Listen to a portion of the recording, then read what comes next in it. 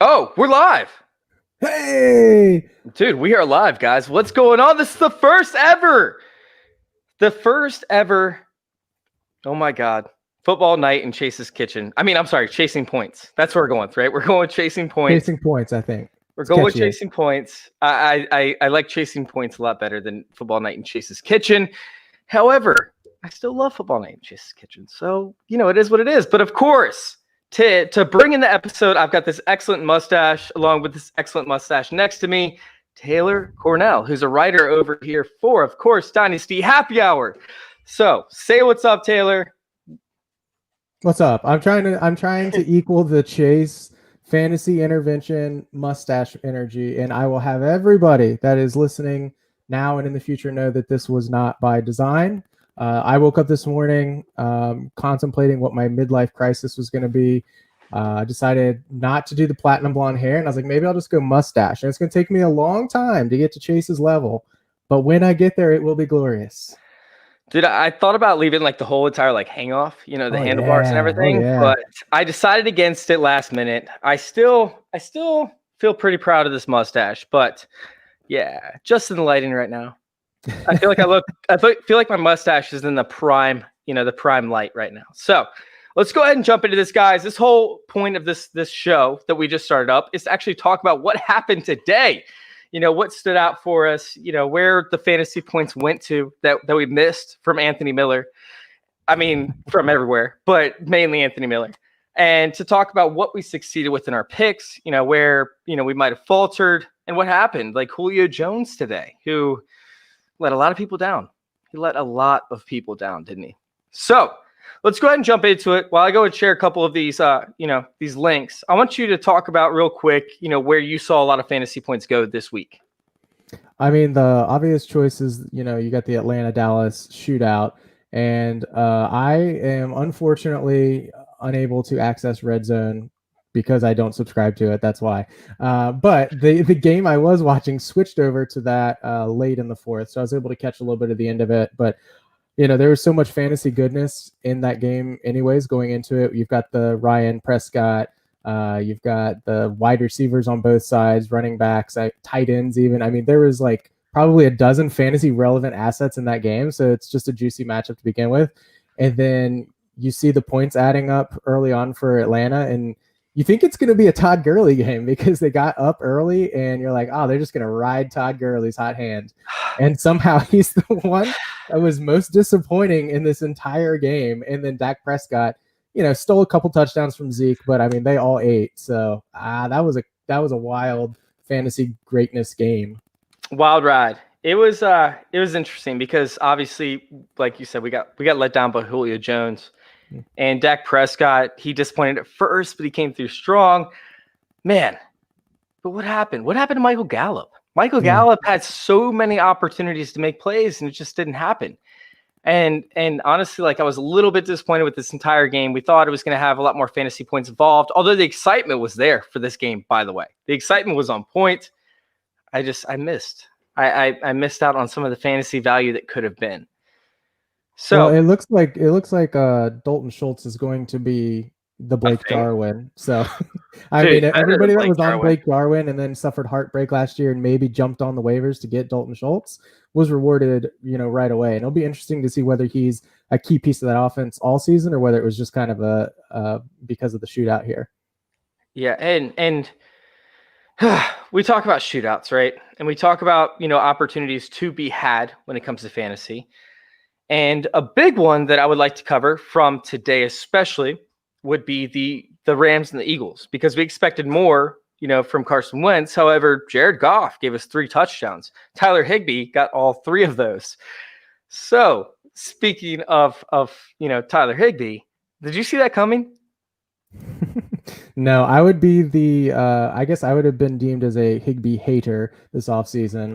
Although I wasn't a hater, I just wasn't loving what his value was at in most places, but didn't see that coming. I thought he would probably be closer to what we had seen in his career prior to that, quick stretch last year. Not irrelevant in the offense, but I thought with Kupp and Woods, and then you got Akers coming in, that he would pretty clearly be like a 4th wheel in that offense type of thing. And that doesn't seem like that's the case. He is extremely involved. He's a favorite target of Goff, especially in the red zone too. So looks like he's here to stay. Dude, I don't get it, man. Gerald Everett goes out. We don't know how. Is there a timeline on Gerald Everett's injury, by the way? I haven't seen. It was his back, right, from last week? I believe so. I think it was back. So I didn't see a timeline. I don't even know if he played today, to be honest. I got to check that out. But talk about injuries, man. If you guys actually follow Dynasty Happy Hour, you would have seen an article that I wrote where we compared COVID, to the lockout, right? And if you guys actually paid attention to that article, I studied hours and hours and hours on end to try and figure out where there would be some sort of more, fantasy relevance that would, I guess, transfer over from the lockout over to the 2020 COVID season. So after all the time that I spent studying, I found out that there was no correlation whatsoever. There was no correlation, and it drove me insane. I was like, there has to be some sort of correlation. I went to the point of teams that brought in free agents, right? Especially on the offensive line. And I'm like, there has to be some sort of correlation. And there wasn't. There wasn't any correlation until I found the injury, the injury reports. And seeing these injury reports and seeing what happened, I'm like, dude, I hate that I'm right. I hate that the fact that the injury spiked in 2011, very similar to 2020, because we lost some major pieces today. Saquon Barkley, Nick Bosa. My God, it drove me nuts, but especially with fantasy, where we see people pulled out, although they might not normally need to be pulled out, in regular fantasy seasons, they're getting pulled out so they don't further, tear their ACLs or end up with, longer term hamstring injuries. So obviously today, I think what did Tyler say? This is like watching what? What did he say? Game of Thrones. Yeah, Game of Thrones, where all the major characters get just killed off. That was an amazing quote by Tyler. Got to give him credit for that. Well, I thought what was crazy was like even coming into the week, it was already a war of attrition with like the AJ Browns, the Godwins, the Gallaudays, Kittle, Michael Thomas, and it's like, oh man, we've already lost so much 1 week in, and it was like nothing compared to what we saw today.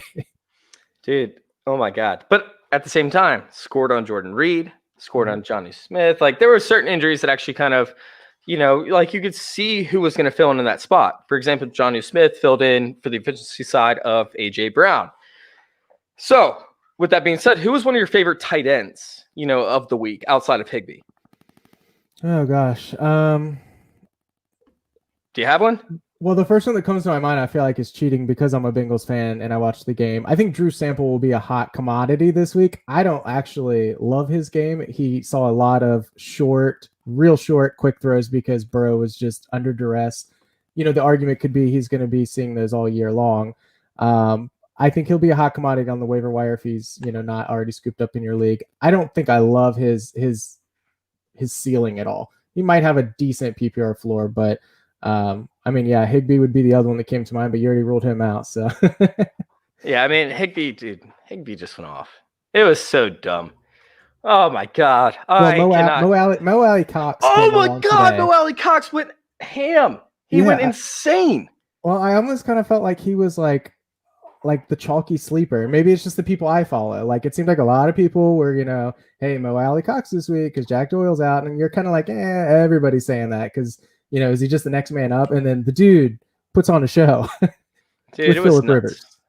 So. But Mo Alley Cox has been the topic of conversation now for close to 2 years. He was supposed to be that guy. Very similar to, what's his name that played with the Browns? Demetrius Harris. Extremely athletic. Has the profile in order, to I guess produce decent fantasy points or stat lines, and yet he just hasn't had the chance. Now that he has the chance, right? We're seeing it. Mo Alley Cox, baby. Are we team Mo Alley Cox? I'm about it. I would like to think of with the MAC acronym, we'd be able to come up with a cooler team name instead of just Team Mo Alley. Team Mac, Mo Alley Cox. Yeah, MAC, Team Mac. Something like that. Yeah, I'm about it. I'll be on board. I feel like everybody has a name now. Everybody has an abbreviation. I'm not about making up nicknames. That's not my suit or my strong point. However, speaking of strong points, we had another guy that was supposed to be injured. His job was going to be taken. Benny Snell was supposed to come in there and steamroll. But boom, But boom, did we see James Conner go off or what? Yeah, I caught pieces of that game, and honestly, just like not even looking at the box score, the eye test was like, okay, he's got a little bit of burst this week and a little bit of juice to his running that you just didn't see last week for whatever reason, whether it was just didn't bring the energy level last week, I don't know, but this week he had something a little bit different. And you're like, that's what the James Conner truthers were talking about when they were like, you're getting a steal of a running back. And well, yeah, and a big part of that, by the way, was the game-ending run. You know, like he got something close to 60 or 80 yards on the game-ending run. So that obviously added to his stats, but he did look good up against a really bad Giants defense. Now, I think you can probably hear my phone better than I can. So let me go ahead and mute this real quick. Sorry about that. Guys, there's one person that I could not just leave for dead, although so many people did. I hope I wasn't one of them. Washington, right? Washington. They got a really good defense. But you know what they're really bad at? They're really bad at stopping the deep ball. And guess what? Andy Isabella is a thing. Andy Isabella. Woo!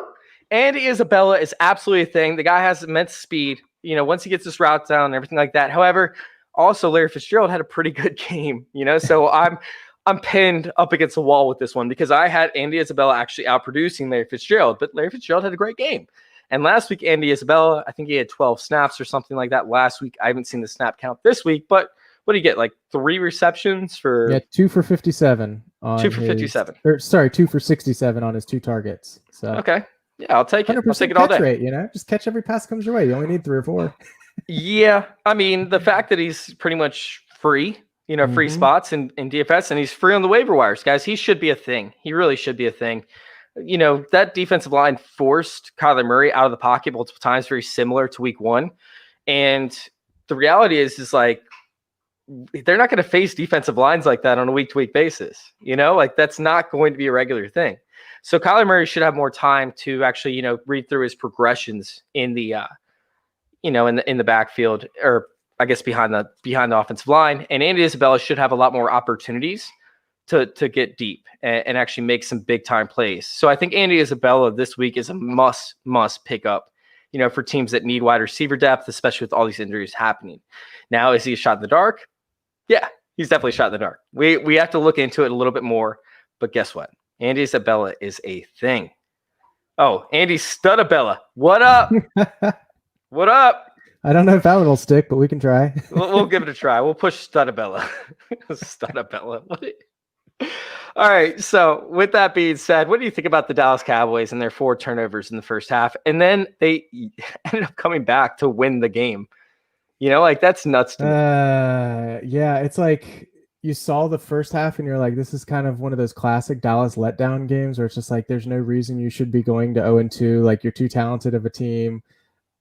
But then you forget who they're playing, and it's like, wait, we still have to account for Atlanta completely collapsing. So, you know, I give, and honestly, Dallas got so lucky with some of those coaching decisions they made that they still ended up winning the game. Where I'm just like, I don't think the fake punt, the fake punt, like he could have called it though. That should have actually been a first down. It was way underthrown. Oh, and then they had a defensive back that was trying to catch that. Yep, yeah. I mean, I just think you've got an offense with those weapons. I know, element of surprise, whatever. So there was just some things where you're like, they do not deserve to win this game. But I think Dak Prescott obviously shows why he wants to get paid, and I think he's probably going to. We had an Andy Dalton sighting. Do not forget the Andy Dalton sighting. Yeah. He got a play action. I think it might have been his only snap, or he only played a couple snaps, and you know we had some concerns about a Dak injury, but I mean Prescott got back out there and was a stud. I think the fact that he waited to get paid is really going to pay off for him in the long run. Yeah, I mean Andy Dalton, that was definitely a surprise. But let me go ahead and bring up a point, right, that I have to bring out there, and if you guys agree with me, I need you guys to go hit, you know, the like button or the subscribe button or whatever below, you know, your area. Leave us a review. Make sure you guys share us as well. And if you agree, then you guys should do that. If you guys don't agree, then don't subscribe. Don't like. I don't care. It's cool. But Justin Herbert today was fired. Absolute fire. I love some Justin Herbert. What do you guys say? Man, I did not expect that in his first start. That's for sure. I love the situation. I don't hate it. And I wasn't expecting that. I mean, I know Casey's defense isn't necessarily the fiercest, but they got playmakers. And Herbert just came out there and drove them down the field to start this game off. On the keeper, touchdown right away. By the way, guys, once again, if you guys want to read any of my articles on, of course, Justin Herbert, go check out Dynasty Happy Hour. I wrote about him. I said he's in the best situation of any rookie quarterback. And if he gets an opportunity, he could blow the doors off just because of where he's at. You know, that offensive line is a little bit shaky to an extent, but he's got legs on him. He's a perfect quarterback for Mike Williams. He's a perfect quarterback for Austin Eckler. He's a perfect quarterback for even Keenan Allen. So if you guys want to go back and read that, right? Yeah, exactly. Yeah, everybody left. When people mention Herbert, but go to Dynasty Happy Hour, right? Go to the articles and check out Stabilize Your Future, okay, Justin Herbert. And it talks about the perfect situation for Justin Herbert and how he could be an absolute stud in the NFL. And he wouldn't be a stud if he was with the Bengals. He wouldn't be a stud with the Bengals, right? But with the Chargers, in their situation they have led up to it, he's in the perfect spot, and he's a smash play, and you guys should pick him up if you need him. So, Kim Ballard, I love Kim. Kim's amazing, by the way. She asked, do you think Herbert will take over the starting position? I'm going to leave that question up to you first, and then I'll follow up. Yeah, I'm going to say there's no way he isn't. I know you don't have a fan base actually in the stadium to recharge, I guess, but you've got a fan base and you've got supporters that are looking for, I think, like a spark that Tyrod Taylor did not provide. And then when you saw the Bengals get annihilated on Monday or Thursday night against a not great Cleveland Browns team, it kind of made you think, like, what were the Chargers doing week one? You saw the spark Herbert gave him today. They almost beat a division rival. The Chiefs are more talented than the Chargers in his first start, and he showed the poise. I don't know how they go back to Tyrod Taylor, barring obviously any sort of injury or anything like that. I mean, he's going to have do you think he could perform badly enough for them to go back to Tyrod Taylor? Like, are you talking like he'd have to do 4 straight bad games and they'll go back, or you think he's locked in? So, I mean, obviously he didn't win the game, and that's the biggest thing we take away. But, in his second half, stats weren't phenomenal by any stretch of the imagination. But he looked good, man, and he's their future. And if they feel like if there's injuries on the offensive line, and he's getting hit too much, which is a normal, case scenario for the Chargers, then yeah, they could end up pulling him out and letting, Tyrod Taylor go back in. But I'm telling you, there is so much upside for Justin Herbert here, to be a fantasy asset, especially with the schedule. I love me some Justin Herbert. And as long as he's not getting hit too much, I don't think he gets pulled. He's their future. He is the future. I'm with you on that. And the thing was I liked Tyrod Taylor prior to, but he just didn't, he didn't shake it out. So talk about another surprising game where they almost pulled out an upset. We have the Jacksonville Jaguars up against Titans. And the score was 30-33, I think. Yep. Titans barely finished it out. Johnny Smith, my boy Johnny Smith, crushed it. Corey Davis got a touchdown. Corey Davis season. What's up? Well, how are you feeling about Jacksonville, man? They're looking a lot better than what we expected. I mean, I tweeted today. These were actually 2 quarterbacks I was way off on. So I thought Tannehill was going to crash back down to earth this year. And we're only 2 games in, so there's time. But he has shown an extreme efficiency. And then you've got Gardner Minshew, who I was like, he might be okay, but they'll lose enough games. He'll be replaced. And I'm watching him through two weeks of this season and taking into account what he did last season in spurts. And it's like, I don't know that they're looking to move away from him. And I think he's going to keep them competitive enough to where they're not going to be in a position to move away from him with an extremely high draft pick. They've got some weapons there. Chenault's getting some touches all over the field. So I don't know. I'm intrigued by him. I had him in places and I was, waiting to sell. And now I'm like, I don't know. I think you hold Gardner. So I like Gardner. And I said, if he actually keeps them competitive, right, they're not going to draft a quarterback, although they still could. I mean, God, is Trevor Lawrence a better quarterback than Gardner Minshew? Absolutely. But he has that fan base wrapped around his finger, right? He's keeping these Jacksonville Jaguars with a terrible defense in the game, and he's inspiring. Like, that's the biggest part to it. He's inspiring. And there's a lot of good quarterback options coming up in 2022, 2023. So could Jacksonville actually get the first overall pick, second overall pick, trade back, and draft linemen to help protect the quarterback of the future, whether it's Gardner or somebody else? Yeah. But Gardner's making plays, man. Like, he looks really, really good. And, I mean, the supporting cast has him. But the guy that I want to own in this offense, the guy that I really want in this offense, and the guy that I drilled home, right, if you want to go back and you want to check out DAH and the articles once again, right, we talk about the rookie quarterbacks who have the rookie wide receivers who have a chance to break Michael Thomas's record. We got Laviska Shenault in that article, right? Laviska Shenault is tearing shit up. He is taking, passes out of the backfield. He's taking runs out of the backfield. He's catching, first downs from the slot. He's everywhere. Did you get a chance to check out Laviska Shenault? Not beyond highlights. It's another guy I feel like I'm already taking an L on, only 2 games into his career. He just watching him coming in, I was like, he's going to be like, you've got Chark, who is the just definite wide receiver 1 on that team. He's the alpha. I think you're the first person I ever had on a podcast that didn't say shark. I even have a tendency of saying shark. But do you want me to say shark?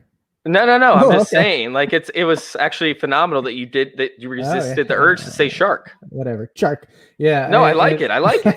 You did a great job. Like, that's impressive. Thank you. Yeah, it's impressive. I sound out my words usually, but yeah, I was wrong on Shenault. I didn't know like that he would be used much more beyond gadget type stuff, and I know right now he is getting used all over the field, but there's kind of like a fine line between a gadget player and a versatile player. A gadget player is almost, you have to put them in those situations for them to succeed. A versatile player is, you can use them in so many different ways and they are productive. And I think that's the line that I was really struggling with. And it looks like he's more on the versatile side than he is a gadget player. Yeah, so Troy commented up here, right? And he's like, Derrick Henry was less than great today. He was so overdrafted. He's just a guy with an opportunity. The thing is they run a wide zone run scheme, right? So, of course, with wide zone run scheme, you need somebody that's big, athletic, that has, burst and has straight line speed. There's going to be games where he fails. It's very similar to Aaron Jones, except for Aaron Jones is actually less fit for the system that he's in versus Derrick Henry. Derrick Henry's the perfect fit for that system. However, more often than not, Derrick Henry's going to succeed. So, unfortunately, I had a little bit of a rough day today. I don't believe he's overdrafted whatsoever. I think that he fit exactly where he's going to be. And yeah, I think Derrick Henry, he's a very safe play from week to week. I think he's extremely unsexy, but you can hardly be like 56 carries the first 2 weeks of the season. Yeah, it's like a hot chick in a turtleneck sweater, Yeah. It's a hot chick in a turtleneck sweater. Like, that's what Derrick Henry is. So, or a hot dude in a V neck. No, that's not right. Mock neck. Anyways, moving on to it. So I honestly, I love Laviska Shenault.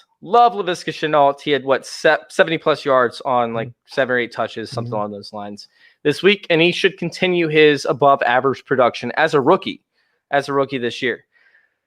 Oh man, moving on to it. We had some questionable decisions like Cortland Sutton today, right? We had injury, I think, with Julian Edelman, but he played. Devontae Parker and has scored a touchdown. Was there anybody that stood out to you that might not have had an advantage? Like, for example, Leonard Fournette. Leonard Fournette was I ended up playing Joshua Kelly over him. I didn't know what to expect. He was so risky. I know. You're not a Rojo guy, right? No, I'm not a Rojo guy. I drafted Leonard Fournette, but I just was sketched out about it. But yeah, I know. I liked Rojo's opportunity until he botched the fumble, the handoff. So I didn't watch the game. I saw that, but it will be interesting if anybody watched it, or we'll have to look it up later, like what Rojo's touches were after that point in time. Because it's easy to point to that as the pivot point. But if it, that is logical, that might be the time where he started losing some of those snaps.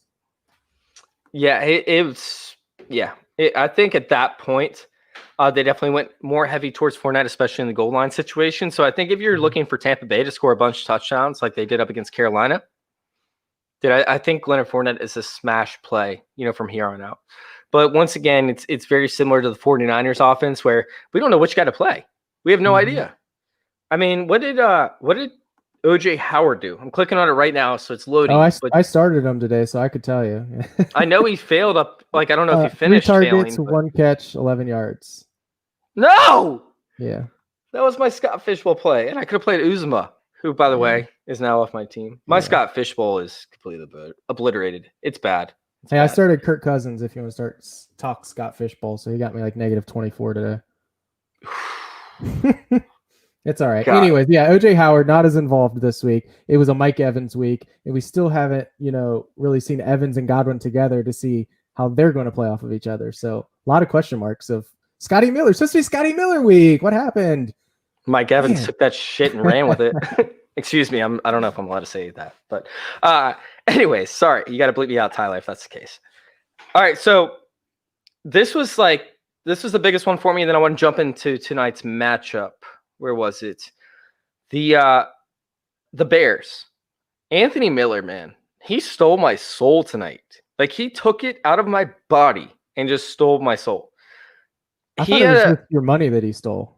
Oh, he stole my money too. I had him in 10. So I had a bunch of lineups. I won probably $200 or so today for DFS. I could have won $3,000 or $4,000 if he just gave me 10 points. But he missed an open reception in the end zone where it just went through his forearms. It was in his hands, and he just let it drop. Very similar to the Swift play. And it hurt. It hurt bad. So are you going to go back to the well for Anthony Miller, from week 1, or are you just done with him, or were you ever on him? I'm going to go back to the well probably. I did start him last weekend in the league, so of course I put him back out there again today. Didn't go as well. I'm not quite convinced that Mooney is taking over the number 2 role there, but if there's a couple weeks strung together where Mooney is capitalizing, because they're getting the same opportunities numbers-wise, but today Mooney made the most of those and Miller didn't. It's I would need to see a few of those strung together before I think I'm off Miller, because Trubisky's been decent. He could support 2, with Allen Robinson being the one, he could support a decent flex option in Anthony Miller, I think. Yeah, he broke my heart. I'm sorry, man. It's okay. I have water I could pour out for you. So I love Darnell Mooney, right? And the thing was, the biggest thing with me throughout the offseason with Trubisky was the fact that he didn't have a single pass catcher. He's the only team. The Bears were the only team that didn't have a single pass catcher over 13 yards per reception. So, and that's insane to me.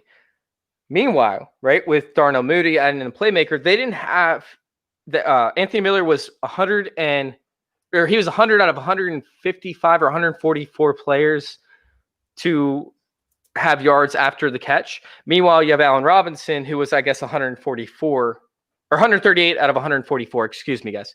138 out of 144 in yards after the reception. Darnell Mooney adds that not only the 13 yards per reception, but he also has that playmaking ability. I love Darnell Mooney. I think he's kind of a hit or miss type guy, but I want him on my rosters, especially in Dynasty Leagues, which if you're listening to Dynasty Happy Hour, you're most likely in Dynasty Leagues. So go get Darnell Mooney. And when it comes to that waiver wire, I'm putting at least 10% minimum on Darnell Mooney because he could be a future asset of this offense, especially if the Bears move on from Mitch Trubisky. Now let's move on to the game tonight. All right, we have the Patriots. We have the Seahawks. Do you expect Cam Newton to do what he did up against Miami last week? Do you expect him to do what Matt Ryan did up against the Seahawks last week? What are you thinking? I'm interested in how they're going to. Last week they were so run heavy, New England, that is. I mean, with designed runs for Cam, getting their running backs involved as well. I don't know whether they I don't know. Maybe they don't trust Cam to do that. They're not comfortable with Cam, throwing the ball more than he needs to. Could be a number of different reasons. I think they're going to try to, ETR establish that run if they can.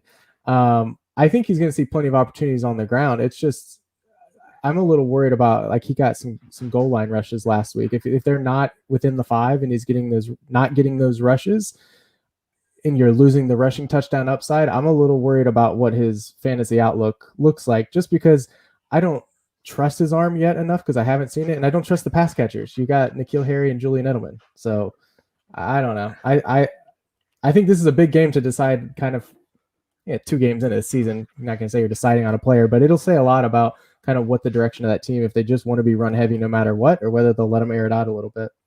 I just saw the ticker. I just saw it now because I've been looking at show sheets and trying to review everything. I see that now too. I'm live with Matt Damon, by the way. I'm live with Matt Damon. It's not Taylor. It's Matt Damon. So I'm honored, Matt Damon, to be on a live stream with you. Thank you. It's Damone. So it's Damone. Matt Damone. Yeah. Oh my God, Damone. All right. So with me, I'm looking at what they did with Jacoby Brissett in New England when Tom Brady was out, and I'm seeing very similar type play calls, to be honest with you. It's a lot of RPO, and honestly, I think Cam Newton's perfect for it. I don't think that they're going to let off the gas at all because he's getting down. He said he can be funny sometimes. 3 different times in the Facebook group, in the YouTube group, and in the Periscope. So anyways, I think that he is absolutely going to put pedal to the metal. He's getting down. He knows how to get down. He's taken hits across his entire career, including up against Atlanta, where he tried to run to the goal line and got smacked in the face. I don't know if you remember that or not. Yeah. Oh God, it was bad. Anyways, he's been through it, man. This guy's matured, and although he still seems like a kid from time to time, I think that he's going to keep running, and I think they're going to keep using him just like they did Jacoby Brissett for that set amount of games. Now, do you think like if Russell Wilson cooks tonight, and the Seahawks are just clicking, and they get up to a 14 to 17 point lead, do you think they stick to that as the main kind of cog of their offense, is the RPO type stuff, or do you think they change it a little bit based on that? I think their efficiency. Their efficiency is going to come from the RPO. Yeah. So without the RPO, they're screwed. True. Like they don't have a chance. So I like Cam to actually put up a significant amount of points, on the ground, especially where half the defense, or at least the front 7, opted out. Mm-hmm. So it's going to be tough in the secondary, but I like it. I like it a little bit, actually kind of a lot. But Russ is going to cook, man. He's going to kill it. And he might not do it through the receivers. He might actually do it through the tight ends tonight, which should be interesting.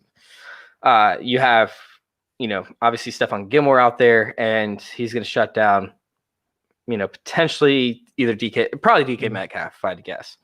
Tyler Lockett is going to move all over the line. I predict that Tyler Lockett is the go-to receiver tonight. DK Metcalf has a little bit of a rough time, but ends up with the touchdown at the tail end of it. And I think that this is going to be a lot lower scoring game than what people expect, but Chris Carson is the guy to own for tonight. You're telling me it's not Rex Burkhead? Okay, it's not Rex Burkhead. You heard it here first, everybody. It is not Rex Burkhead. Dude, it's a combination of like 20 different running backs. Like I don't know which running back to go with. Like, how do you know which one to start? Cam Newton is the running back to go with. It's not the quarterback. Although I know you want it to be because he's a former Cincinnati Bengal. Yeah, no, I'm over it. We've moved on. Whew. That's a tough one to move on from, especially when they don't give Giovanni Bernard the ball near enough times. Yeah, Joe Mixon. They give Giovanni Bernard. No! No, I love Giovanni Bernard. He means so much to me. He means so much. Tyler, cut us off if we ran. We're at 33 minutes and 50 seconds right now. So just send me a little message, do whatever. But what do you take from Joe Burrow's performance on Thursday night? Oh, gosh. I mean, I could go 33 minutes on this, man. Go 33 minutes on it. We got an hour and a half, Tyler said. Dude, I could just talk Burrow forever. No, I think it was encouraging from a fan standpoint, of course. Like, you feel like, oh, I've got, the quarterback of my future here. From a fantasy standpoint, I think you are loving the fact that they are not interested in protecting their quarterback. From the perspective of they're not trying to 50-50 balance run pass. Like, they're going to just keep throwing the ball 40, 50, 60 times if they need to. So that opportunity is going to yield, some results for you from a fantasy perspective. I don't know. I wish I'd get Joe Mixon more involved with easier passes for Burrow, and he doesn't die because the line is just porous, but we'll see. Yeah, I didn't like his ability to underthrow AJ Green. I hated that, man. I died inside. Very similar to Anthony Miller. I had a lot of stakes with AJ Green. I went back and watched the film, and I saw pretty much AJ Green being almost perfect, making contested catches. It's something that AJ Green normally does, but he hasn't played football in a year, so I don't expect him a ton of contested catches. Now, I did miss out on 3 plays in the fourth quarter, but the final play was pass interference, right? The his arm wasn't both hands up, so it was a very awkward angle, left hand, I believe, which he's right, and he wasn't able to get 2 minutes on it because it was pass interference. Yeah. I didn't. Am I wrong? Oh, no, you're not wrong. I didn't hear you that last part, and I was like, are you done talking? Yeah, no, you're not wrong. I mean, I felt like AJ looked like he lacked a little bit of that, if you want to call it like explosiveness to get up and get the contested catches. There were some where it was like it seemed like he might have just the slightest bit being off on, the way to turn his body and things like that, which will come with reps with Burrow. And I think having AJ Green get there and be able to, what are you pointing at? The comments. I can't see. Oh, I'm talking about in our StreamYard. Anyways. Okay, sorry. No, I'm talking about Tyler. Tyler's sitting there. Tyler, can you please highlight what you just sent so the viewing point is not confused? Yeah, I'm confused. Anyways, I think once AJ Green hopefully gets going, some of that rapport, and then you saw Boyd finally get going after a slow, week 1. AJ Green is lacking oomph. Sorry, my dog's trying to get let out. My bad. All right, so no, honestly, AJ Green was lacking that oomph, that necessary, I guess, explosiveness in order to go up and get the balls. But I mean, honestly, Joe Burrow was not good while he was targeting him, and I don't know why. He was pretty accurate overall, targeting all the other receivers. But for AJ Green, I mean, when I did my research, and like I said, I missed out on 3 plays. Right? AJ Green had 1 drop, or no, he didn't even have a drop because that ended up being the pass interference call. Meanwhile, he had 3 overthrown passes and 2 underthrown passes. One of them that almost resulted in interception. There was one that was broken up, and there was one that was thrown behind him that was broken up that I did not count. So I think Joe Burrow just needs to work on his rapport with AJ Green. AJ Green's obviously, used to playing with a veteran, knows where to hit him, and knows what he's going to do. So I think AJ Green also needs to recognize that he needs to kind of dial it back a little bit and play a little more traditional type wide receiver roles, just because he's playing with Andy Dalton. Well, I mean, it's a convenient narrative, but the whole AJ Green missed camp and off-season stuff, but Boyd didn't miss that, and they've got some great rapport. And then honestly, Mike Thomas apparently was doing a lot of work with Burrow, and there were a couple plays. They look good.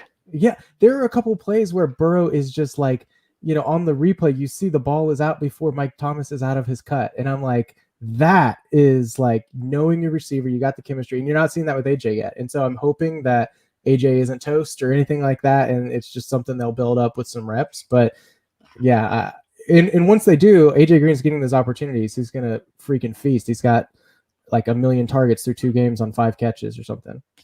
Yeah, I love it. All right, guys, we're going to go ahead and wrap it up here with football night in Chase's Kitchen. Chasing points. Sorry, Tyler, we're doing chasing points, not football night in Chase's Kitchen, where we're here to demolish Bob Costas. Anyways, I appreciate you guys for coming in here. If you guys want to go check us out on DH Dynasty Happy Hour. We have all the great info for you. Whatever you need to win your leagues, it's going to be there. Right? We talk about the injuries. We talk about the breakouts. We talk about the potential slot receivers who could absolutely go off, like Jamison Crowder last week. We're the place to go. And if you're not tuned in to Dynasty Happy Hour, you're missing out. Now, I do want to give a big shout out, of course, to Hot Box Batch, right? Oh my God. Bo's hot sauce is absolutely amazing. I don't know if you guys missed it, but I, of course, went onto a live stream with a bunch of people, and I died. I actually died on the live stream. Died live. Yeah, I took my shirt off and everything because I was about to die, and then I did die. But Bo's hot sauce, right, was actually bought by every single person, all 12 people in this stream. It was insane. It was insane because everybody loved it. And I've bought Bo's hot box batch like 3 times since. I literally have a whole entire kitchen full. I should have probably pulled it out before this. But I have a whole kitchen full of Bo's hot box batch. God, it was delicious. And I cannot wait to use it all up. I use it in my secret breakfast pasta. Yes, I have a breakfast pasta. It's amazing. I've taken pictures of it before. And I've actually taken pictures with Hotbox Batch being there. So, guys, make sure you check out, I think it's Hotbox Batch, of course, on Twitter and online. Now, we also have a huge shout out to give to Trophy Smack. Because Trophy Smack over there is actually not only sponsoring Some Yards, which is where we're teaching kids with special needs how to play fantasy football. They're actually giving us, like some rings to give out to all the participants. But check it out. Check it out. They are actually sponsoring this episode. So if you go on to, Trophy Smack, Tyler, help me out a little bit real quick. Give me that comment in the notes. Go to Trophy Smack, right? And go order your league trophy. Because if you do that, you will get a free ring. That's right. A free ring. Oh my God. All you got to do, a championship ring. I'm not even kidding. All you got to do is go to Trophy Smack and order your league trophy. Enter in the code DHH ring. DHH ring. And you get a free ring with your trophy purchase. And you can give that ring to your significant other, and I bet they would love it. That's the way to propose, man. That's the way to propose right there. You win your league, and then you propose to your girl. That's right. That's right. Trophy Smack, Kim. Trophy Smack. And you go and you put in DHH ring, and then you can go propose to your future wife. Because she's going to accept that shit, and she's going to love every second of it. She's going to love forgive you for all the football you watched, all the fantasy football lineups you set for the ring for her. It's that gorgeous of a ring. Do it. I'm not even kidding you. It is absolutely gorgeous. I'm not kidding you guys. I actually have it for the league that I'm teaching, and they're hooking us up. They're going to give a ring to every single kid with special needs, and I love it. Absolutely love it. Hell, you guys can even try and engrave your own thing on there and send it to the person that loses that league, right? You win your trophy and you send a sympathetic note to the person that loses your league with that ring. Love it. Love it. Or you just wear it to your draft next year and you just brag to all your friends. Whatever you want to do with it is up to you. There's many different things you can do with the ring. Let me tell you. All right. So I appreciate you guys for coming in for Chasing Points. Thank you to a guest that came in, right? Our writer, our primetime writer over there at Dynasty Happy Hour, Taylor Cornell, is an absolute genius. Absolute genius. He's got water in his cup, and he's ready to tell you guys where you can find Taylor Cornell. On the Twitter webs @ Taylor Cornell. That's 24/7. Yeah, that's where I am. All my writing. And a Dynasty Happy Hour. Yeah, I mean, it's goes without saying. Out on Dynasty Happy Hour. I'm actually really excited for a piece. See, I'm going to put my deadline out here now, so now I have to meet it. Putting a piece out this week around running backs and rebuilds. I think it'll be interesting, especially thinking about the Barkley injury, how that fits in. Should you be buying Barkley, selling Barkley? I've been working on it for like 2 weeks. And I was like, you know what? Got to get it out. So it will be out there this week. What was the end result of that injury? Was it suspected torn ACL, right? Yeah. They're going to confirm it tomorrow. Don't do it. It hurts. Don't do it. God, man. It does hurt. I mean, it probably hurts a lot more for him than it does us. But, True. Unless you're in high stakes leagues. But anyways, guys. Hey, thank you all for tuning in to Chasing Points, aka Football Night in Chase's Kitchen. We love you guys. Hey, tune in next, or I guess 2 weeks from now, but make sure you guys check out next week as well. Tyler will be running live with his opinion on next week's results. So, see you guys next week.